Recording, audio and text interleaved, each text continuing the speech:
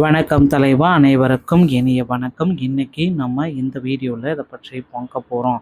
Up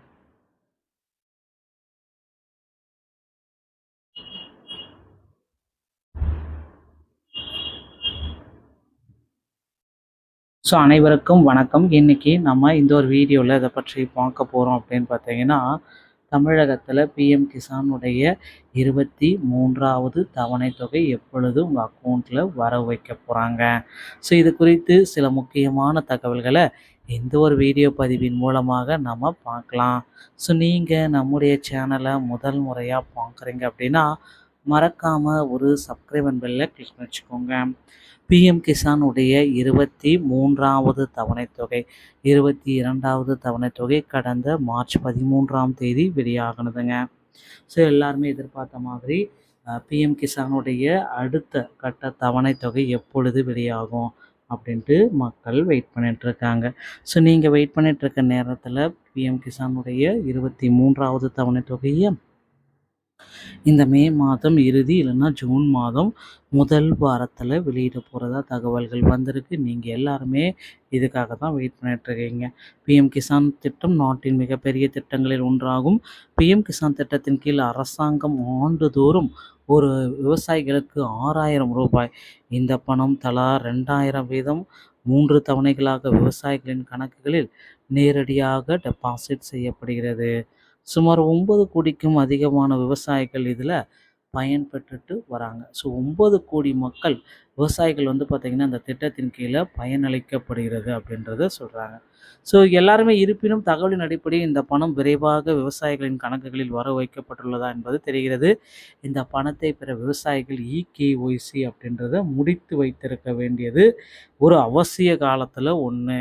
so eKYC முடிக்கல அப்படின்னா அந்த பணம் உங்கள் அக்கௌண்ட்டில் வரவு வைக்கப்பட மாட்டாது. ஓகேங்களா? ஸோ இந்த மார்ச் 13, 2026 அன்று மத்திய அரசு பிஎம் கிசான் திட்டத்தின் 22வது தவணை தொகையை வெளியிட்டாங்க. நாடு முழுவதும் 9 கோடிக்கும் அதிகமான விவசாயிகள் இந்த நிதியை பெற்றுள்ளனர். இந்த நிலையில் 23வது தவணை தொகை எப்பொழுது வழங்கப்படும் என விவசாயிகள் எதிர்பார்ப்பு காத்திருக்கின்றனர். இருப்பினும் தகவலின் அடிப்படையில் பணம் விரைவாக விவசாயிகளின் கணக்குகளில் வர வைக்கப்பட்டுள்ளதா என்று தெரிகிறது. ஆனாலும் இந்த பணத்தை விவசாயிகளின் இகேஒய்சி முடித்திருப்பது அவசியம். இல்லைன்னா அந்த பணம் அவங்க அக்கௌண்ட்டில் வரதுக்கு காலதாமதம் ஏற்படும். இது தொடர்பாக மத்திய அரசு விதிகள் அனைத்துமே கடுமையாக்கப்பட்டிருக்கோங்க. ஸோ அதை நீங்கள் செக் பண்ணிக்கோங்க அப்படின்றத சொல்கிறாங்க. நீங்கள் பிஎம் கிசான் திட்டத்திற்கு தகுதியானவராக இல்லையா என்பதை தெரிந்து கொள்ள pmkisan.gov.in இணையதளத்துக்கு சென்று உங்கள் நிலையை அறிந்து கொள்ளுங்கள். நோயர் ஸ்டேட்டஸ் என்ற விருப்பத்தை கிளிக் செய்து கொண்டு விவசாய பதிவினை உள்ளிடவும்.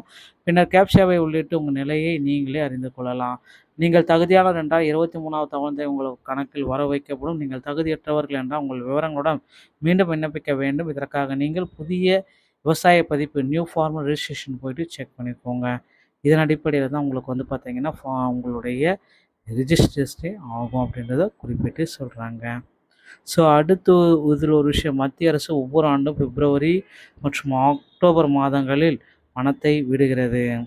அதன்படி 22வது மார்ச் மாத தவணைகளில் விடுபட்டதாக இருந்தாலும் இருப்பினும் 23வது தவணை தொகை ஜூலை மாதத்திலேயே விடுவிக்கப்பட உள்ளதால் கூறப்படுகிறது. இந்த திட்டத்தில் மத்திய அரசு ஒரு வருடமாக தகுதியற்ற விவசாயிகளின் பெயர்களை நீக்கி வருகிறது. இதன் மூலம் நாடு முழுவதும் 1 கோடி விவசாயிகளுடைய பெயர்கள் நீக்கப்பட்டிருக்கு அப்படின்றத தெள்ள தெளிவாக நமக்கு குறிப்பிட்டு சொல்கிறாங்க.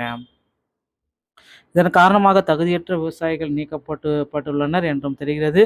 புதிய விண்ணப்பதாரத்தை பொறுத்தவரை அவர்களுக்கு ஆவணம் முழுமையாக இருந்தால் மட்டுமே அவர்கள் தகுதியானவர்களை தேர்ந்தெடுக்கிறார்கள். இதனால் தொடர்பாக அனைத்து மாநில விவசாயிகளுக்கும் கவனமாக பரிசோதனைக்கப்பட்டு வருகின்றன. இதனால் எந்த ஒரு தகுதியற்ற விவசாயத்திற்கும் பணம் கிடைப்பதில்லை. எனவே தகுதியான விவசாயிகள் இந்த திட்டத்திற்கு விண்ணப்பிப்பது ரொம்ப நல்லதுங்க. ஸோ இந்த ஒரு வீடியோ பதிவு இதை பற்றி தான் உங்களுக்கு சொல்லியிருக்கேன்னு நினைக்கிறேன். ஸோ நீங்கள் நம்முடைய சேனலை முதல் முறையாக பார்க்குறீங்க அப்படின்னா மறக்காமல் ஒரு சப்ஸ்கிரைப் பெல்லை கிளிக் வச்சுக்கோங்க. மீண்டும் ஒரு நல்ல தகவலோடு நான் உங்களை சந்திக்கிறேன். நன்றி, வணக்கம், தேங்க்யூ.